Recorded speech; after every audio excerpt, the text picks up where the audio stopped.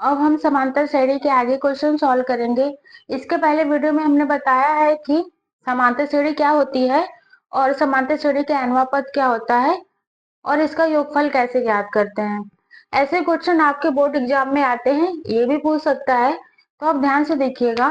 Board exam के purpose से ये क्वेश्चन बहुत ही इंपॉर्टेंट है। क्वेश्चन है, यदि किसी समांतर श्रेणी के तीसरे और नौवें पद क्रमशः 4 और -8 हैं, तो इसका कौन सा पद शून्य होगा, 0 होगा। हमें बताना है कि ऐसा कौन सा पद है जो 0 होगा, जिसका तीसरा और नौवां पद दे दिया है। तो सॉल्व करते हैं। क्वेश्चन में मेरा तीसरा पद A3 4 दे दिया है, नौवां पद A9 -8 दे दिया है। ठीक है, हम जानते हैं समांतर श्रेणी के nवां पद बराबर होता है a plus n minus 1 into D.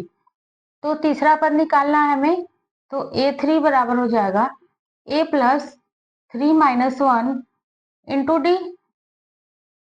तीसरा पद बराबर हो जाएगा a प्लस 2 डी। ऐसे समझ में। इसी तरह मेरा नवा पद क्या दे दिया, -8। नवा पद -8, नवा पद बराबर हो जाएगा a प्लस 8d।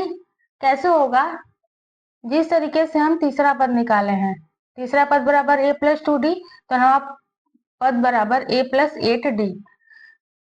तीसरा पद निकालने के लिए हम a plus 3 minus 1 into D किए।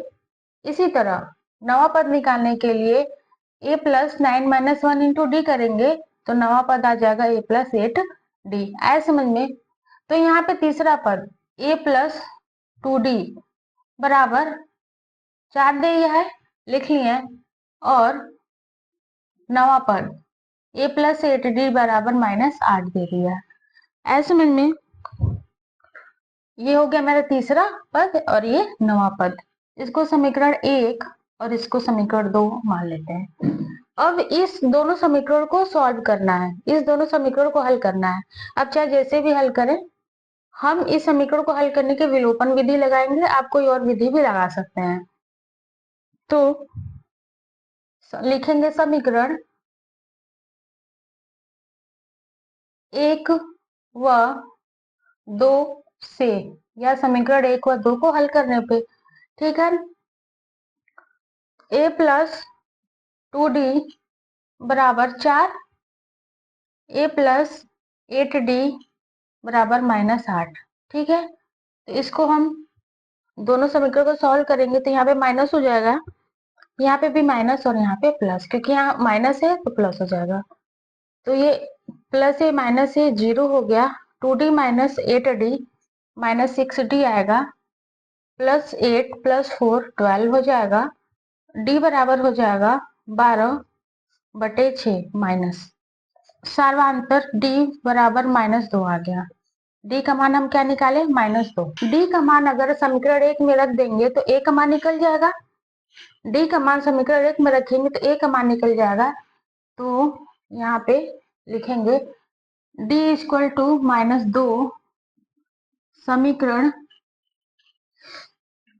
1 में रखने पर। ऐसे समझ में। तो समीकरण 1 है, 2 में भी रख सकते हैं, चाहे 1 में रखे चाहे 2 में रखे, आंसर आ जाएगा a plus 2d। a plus 2 into D का मान -2 इक्वल टू 4। ठीक है, तो a प्लस माइनस माइनस 4 हो जाएगा इक्वल टू 4। a बराबर 4 प्लस 4, a का मान आ गया 8। पहला पद क्या आ गया, 8। अब इस क्वेश्चन में हम सर्वांतर निकाल दिए -2 और पहला पद निकाल दिए 8। हमसे पूछ क्या रहा है, ऐसा कौन सा पद होगा इस श्रेणी का जो 0 होगा। तो हम मान लेते हैं कि nवां पद 0 होगा, क्योंकि मुझे तो पता नहीं है, इसलिए हम मानेंगे और लिखेंगे माना nवां पद 0 होगा या 0 होगा। ऐसे समझ में, nवां पद क्या होगा, 0 होगा। एनवा पद यानी ए एन 0 मान लेंगे, तो ए एन बराबर a plus n minus 1 into d लिखते हैं। एनवा पद क्या माने 0, तो ए एन बराबर 0 लिख दिए। एनवा पद का मान क्या 0 मानेंगे, तो 0 लिख दिए। पहला पद 8 है प्लस एन निकालना है हमें, और सार्वधातर क्या निकाले हैं -2। ऐसे समझ में। अब इसको सॉल्व कर लेंगे तो +8 इधर आ जाएगा, -8 बन जाएगा n माइनस 1 इंटू -2। अब इधर -2 n माइनस 1 से क्या है मल्टीप्लाई है, गुणा है, इधर आके भाग बन जाएगा, डिवाइड बन जाएगा, तो -8 अपॉन -2 हो जाएगा n माइनस 1। तो ये माइनस माइनस प्लस और 2 4 जा 8, तो n इक्वल टू 4 + 1 -1 इधर जाएगा, +1 बन जाएगा। n का मान आ जाएगा 5। n का मान 5 का मतलब क्या हो गया, मेरा पांचवा पद। कौन सा पद, पांचवा पद शून्य होगा। पांचवा पद क्या होगा, शून्य होगा, क्योंकि n का मान क्या दिया है 5 दिया है, तो ये मेरा हो जाएगा आंसर। ठीक है, कौन सा पद शून्य होगा, पांचवा पद शून्य होगा। कैसे शून्य होगा आइए देखते हैं। ठीक है, यहाँ पे देख लेते हैं। देखिए हमने सार्वधातर -2 निकाला है, पहला पद मेरा 8 है। यहाँ पे ध्यान से देखिएगा, सार्वधातर हमने -2 निकाला है और पहला पद 8 है।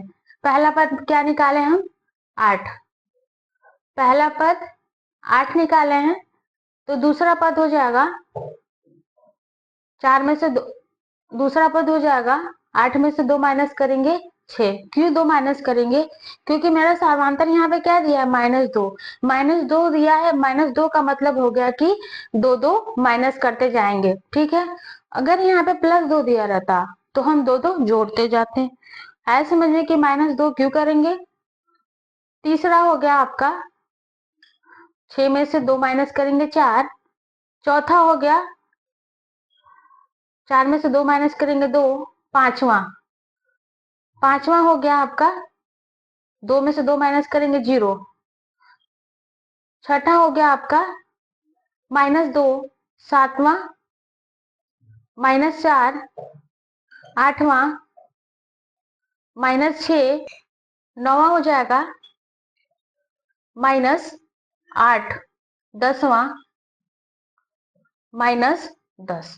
ऐसे में अब यहाँ पे हम क्या देखते हैं, ध्यान से देखिए कि 0 कैसे होगा। पहला पद 8, ठीक है। तीसरा पद ये है मेरा तीसरा पद। तीसरा पद क्या है 4 है, जो कि क्वेश्चन में दिया है। तीसरा पद 4 दे दिया है। अब नवा पद देखते हैं। नवा पद यह मेरा यहाँ पे नवा पद क्या आ रहा है 9। नवा पद -8। नवा पद क्या आ रहा है -8, ये भी सही है। हमने पांचवा पद निकाला है 0। 1 2 3 4 5, पांचवा पद मेरा यहाँ पे आ रहा है 0। 0 यानी सही है। ठीक है, आया समझ में। तो इसे क्या समझ में आ रहा है कि n बराबर 5 जो आया है, n बराबर पांचवा पद मेरा 0 होगा। कैसे 0 होगा, ऐसे 0 होगा। ऐसे हम निकाल के देख लेंगे, जिससे मुझे पता चल जाएगा कि पांचवा पद क्या होगा, शून्य होगा। आई होप ये क्वेश्चन आपको समझ में आया होगा। आप इस क्वेश्चन का स्क्रीनशॉट भी ले सकते हैं। हमारा क्वेश्चन है, वह समांतर श्रेणी निर्धारित कीजिए जिसका तीसरा पद 5 और सातवां पद 9 है। हमें वह समांतर श्रेणी बताना है जिसका तीसरा पद 5 दे दिया है और नौवां पद 9 दे दिया है। ठीक है, तो इस प्रश्न में हमको समांतर श्रेणी बतानी है कि समांतर श्रेणी क्या होगी इसका, जिसका तीसरा पद 5 दे दिया है और सातवां पद 9 दे दिया है। तो चलिए सॉल्व करते हैं। जिसका तीसरा पद a3 यानी a3 को a + 2d लिखते हैं। a + 2d यानी ये यहाँ से a कम होता है तो a + 2d हो गया। तो a + 2d यानी मेरा तीसरा पद दे दिया है 5, और a7 यानी a + 6d। 7 से 1 कम तो 6d हो गया, और मेरा सातवां पद दे दिया है 9। ठीक है, हम जानते हैं कि nवां पद का फॉर्मूला क्या होता है, an = a + n - 1 into d। देखिए यहाँ पे n है तो यहाँ पे n - 1 है, इस n है तो ये n - 1 है, यानी n से 1 कम। इसलिए यहाँ पे a7 था तो यहाँ पे 6 हो गया और यहाँ पे 3 था तो यहाँ पे 2 हो गया इंटू डी। ठीक है, ऐसे समझ में कि A3 को A प्लस 2D और A7 को A प्लस 6D क्यों लिख दिए? क्यों? क्योंकि जब हम एनवा पद निकालते हैं तो यहाँ पे n होता है तो यहाँ पे n-1 होता है, यानी n से एक कम इंटू डी। इसी तरह अगर अगर सातवां पद निकाल रहे हैं तो सातवां पद यानी एक कम, छठा पद यानी 6D हो गया, और जब हम तीसरा पद निकालते हैं यानी एक कम यानी 2D हो गया, यानी तीसरा पद हो जाएगा A प्लस 2D और सातवां पद हो जाएगा A प्लस 6D। ठीक है, तो A प्लस 2D बराबर 5 दे दिया है और A प्लस 6D बराबर 9 दे दिया है, तो इसको हम विलोपन विधि से सॉल्व कर सकते हैं। ठीक है, A प्लस 2D बराबर 5, A प्लस 6D बराबर 9। ठीक है, इसको हम विलोपन विधि से सॉल्व कर सकते हैं, तो दोनों समीकरण को माइनस कर लेते हैं, तो ये माइनस कर लेंगे तो ये मेरा कट गया, तो 2D minus 6D minus 4D equal to minus 4, तो मेरा D बराबर आ गया 4/4, सार्वांतर क्या आ गया 1। अब हम सार्वांतर इक्वल टू 1 यानी डी इक्वल टू 1 अगर हम A plus 2D equal to 5 में रखे तो मेरा A का मान आ जाएगा, तो A plus 2D equal to 5, तो A प्लस D का मान है 1 into 1 equal to 5, A equal to 5 minus 2, यानी A इक्वल टू आ गया 3। ए पहला पद है, एक का मान 3 आ गया तो हमारा श्रेणी क्या हो जाएगा? एक का मान 3 आ गया तो समांतर श्रेणी बनेगा मेरा AP बनेगा 3, जो कि डिफरेंस एक का है, तो 3 4 5 6 एंड सो ऑन, ये मेरा हो जाएगा समांतर श्रेणी, ये मेरा हो जाएगा आंसर। ठीक है, तो वह निर्धारित श्रेणी ज्ञात कीजिए जिसका तीसरा पद 5 और 9, सातवां पद 9 है, तो यही हमारी समांतर श्रेणी होगी 3 4 5 6 एंड सो ऑन।